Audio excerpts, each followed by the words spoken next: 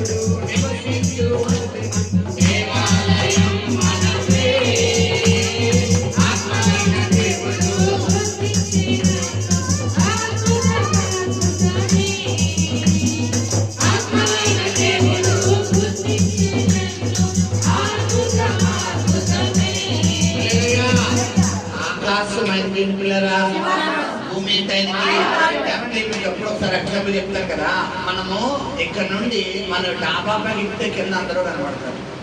ఇక్కడ నుండి ఒకవేళ కనుక మనము ఎవరెస్ట్ ఎక్కేమనుకోండి కింద ఉన్నవన్నీ ఎలా కనబడతాయి చీమల్లా కనబడతాయి. ఏరోప్లేన్ లో వెళ్తే ఇంకా రాకెట్ లో వెళ్తే ఇంకా మేఘాలు తప్ప మనకి ఏం కనబడదు. ఇప్పుడు అంతరిక్షంలో నుంచి వెళ్తే ఇంకా ఇంకేం కనబడదు. ఇప్పుడు అంతరిక్షానికంటే 7 ఆకాశ మహాకాశంలో పట్టజాల దేవుడు. అలాంటి ఆకాశ మహాకాశంలో పట్టజాల దేవుడు ఆకాశాన్ని సింహాసనంగా చేసుకుని అక్కడ ఆశీర్వది అక్కడి నుంచి ఎవరు చూస్తారంట మనం చూస్తారంట. ఎలా చూస్తారంట పిల్లరా? నా కుమారుడు అభిషేక్ ఏం చేస్తున్నాడు, నా కుమార్తె బ్లెస్ ఏం చేస్తుంది, నా కుమారుడు ఏం చేస్తున్నాడు, నా కుమార్తె ఏం చేస్తుంది, ప్రాంతంలో ఉందా లేదా, ప్రార్థన చేస్తున్నాడా లేదా, ప్రార్థన వాక్యం చదువుతున్నాడా లేదా, ఎక్కడికి చూస్తున్నాడంట ఆకాశంలో చూస్తున్నాడంట. హల్లెలూయా. ఉత్తమా కదా? దేవాతి దేవుడు నివసించే దేవాలయము మనదే ఆత్మలో దేవుడు గుర్తించినను అద్భుతమే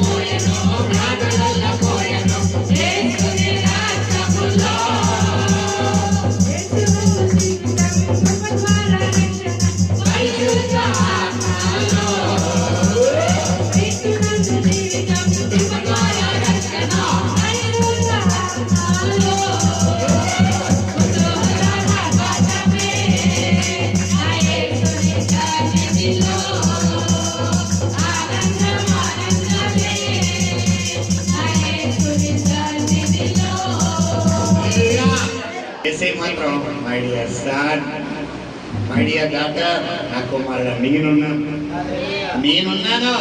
ఎవరు ప్రేమించకపోతే ఎందుకయ్యా? ఇప్పుడు ఎగ్జాంపుల్ చెప్తున్నా హాగర్ గురించి. హాగర్ ఒక పక్కన భర్త తీసాడు, అబ్రహాం తీసాడు, ఒక పక్కన మరి తన యజమానులైన షారా తీసాడు.